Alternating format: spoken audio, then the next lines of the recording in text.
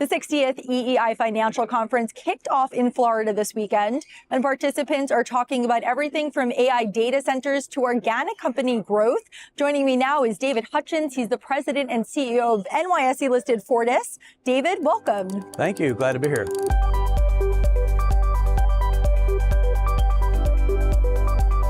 Tell me, what does Fortis do? Who are your customers? What service are you providing? Fortis started actually as a small electric company in St. John's, Newfoundland, and grew through acquisitions. We created a holding company back in 1987 and grew through acquisitions in Atlantic Canada, the Caribbean, across Canada, all the way out into BC and Alberta.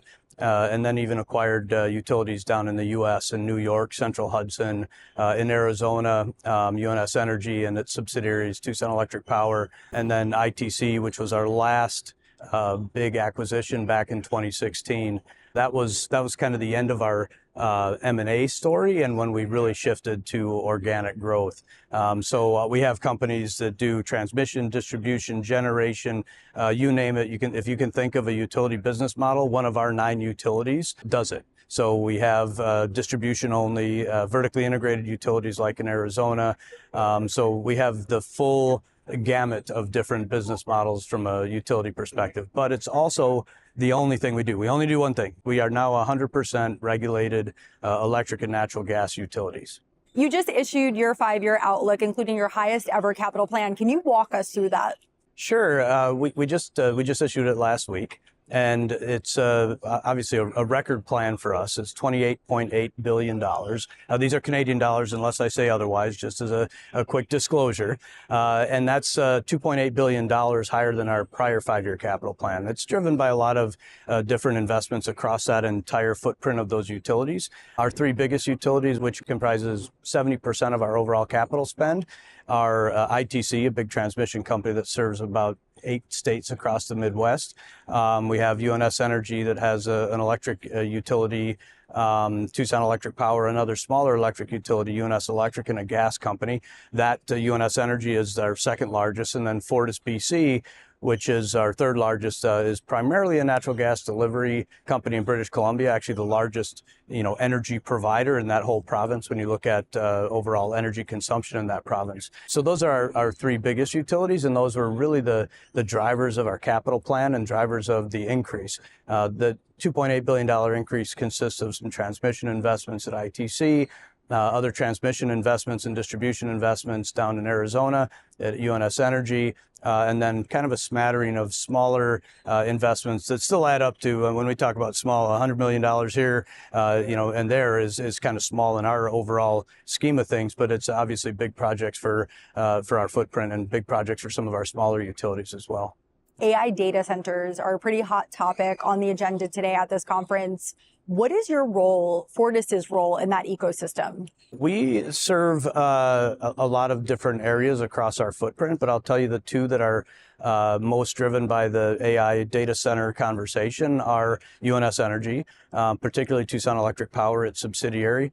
There's plenty of data centers who are looking to interconnect and get served by Tucson Electric Power. We currently have a 300 megawatt agreement that we have filed with our corporation commission there to get approval to serve a large data center there. One of the best parts about being that type of utility, just as TEP or Tucson Electric Power, is a vertically integrated utility. So they can do it all. They can build the generation, transmission, whatever's needed to serve that load. We can do it all within that one single company. So we're seeing not just that first 300 megawatt agreement, but that same customer wants to add another 300 megawatts on that site, and then look at another site also in TEP's service territory to add another 500 to 700 megawatts. So there's a lot of additional investment opportunity when you think of, having to build generation and transmission to serve that 900 megawatts. The first 300 megawatts we actually have in our system with planned capacity and existing capacity where we can serve this data center pretty quickly. So we're hoping to get that ramped up in 2027. The other part of our portfolio that has a big data center story is ITC. They're only a transmission provider, but transmission has to be built to serve these data centers.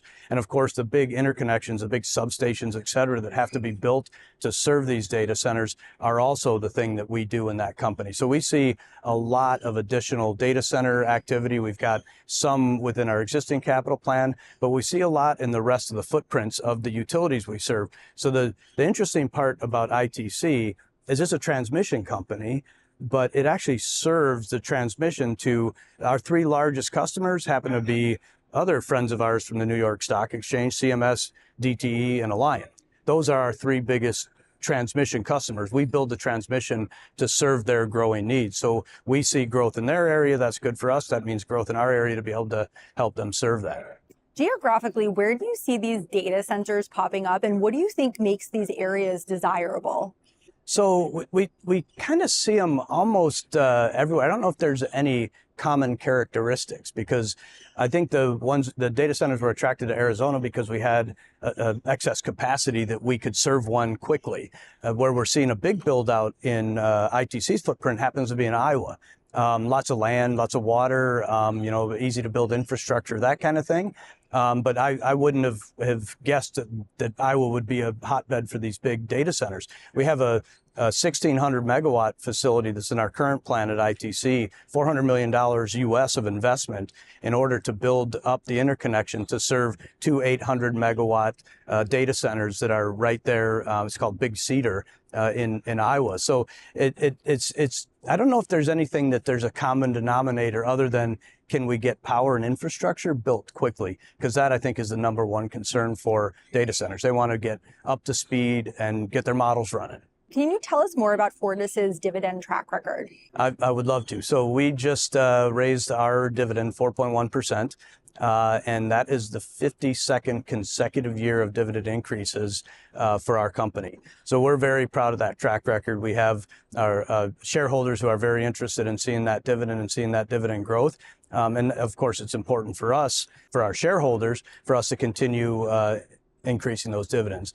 As part of that 5-year capital plan that we just laid out, it supports, and we have pushed out our dividend guidance of 4 to 6% growth guidance every year out through 2030 now. So we, instead of having people guess as to whether or not we're going to be able to support these kind of dividend increases going forward, looking backwards is a great record at 52 years. But everybody wants to know what you do next. And so what are we doing next? We're planning on having that same kind of dividend increase for the next 5 years. And with that 7% rate-based growth that we see as part of that capital plan, we have the confidence that we can do that.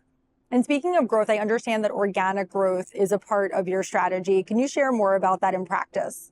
Yeah, so it's interesting. So we were on that acquisition spree, way back when. 2016 was the last acquisition that we made. And it was at that point that we pivoted to organic growth. And it was the right time because, one, we were big enough. We had $24 billion in rate base across those 9 utilities that I mentioned. We were definitely diverse enough. If you have 9 utilities across North America from corner to corner in Canada and the U.S. and the Caribbean, you're definitely got the diversification. But more importantly, do you have the utilities that can support that organic growth to meet what your investors are expecting? And just as a little bit of another track record, if you look back to that $24 billion in 2016, at the end of this year, we expect that rate base to be $42 billion. If you look at the average annual compounded growth rate there, that's 6.5%. So we've had 6.5% rate-based growth. So the answer, can we do it? And did we do it at the right time, is absolutely yes. And then again, when you look at that 5-year capital plan going forward, we're doing it 50 basis points better by increasing that to 7% rate-based CAGR. Over those next 5 years, we will go from 42 to 58 billion in rate base, $16 billion of additional rate base investments that we'll see over just the next 5 years. All right. And what is next for Fortis? Well, next is executing that capital plan, making sure that we can get all of those projects done and complete, which we do see these as highly executable capital projects. We don't actually have a lot of large projects within that capital plan. Only about 21% are what we would consider large capital projects, which is over $200 million, which, given the size of our company, isn't all that large, but ones that we like we definitely like to track. So it's making sure that we execute, but the bigger and, broader conversation that we always have is, okay, we've put together a great capital plan. We see all these additional opportunities in data centers and transmission interconnections. We have opportunities in LNG growth in British Columbia, where we have our gas business. We have resiliency and all these other investments across our entire utility footprint. What else can we get in there to bring in value, not just for our investors, but more importantly, how do we bring in that value for our customers? How do we do those investments, especially growth investments that help out from an affordability perspective with our customers? How do we make sure that we're grabbing those and doing those first? David Hutchens, CEO and President of Fortis, thank you for joining us. Thank you.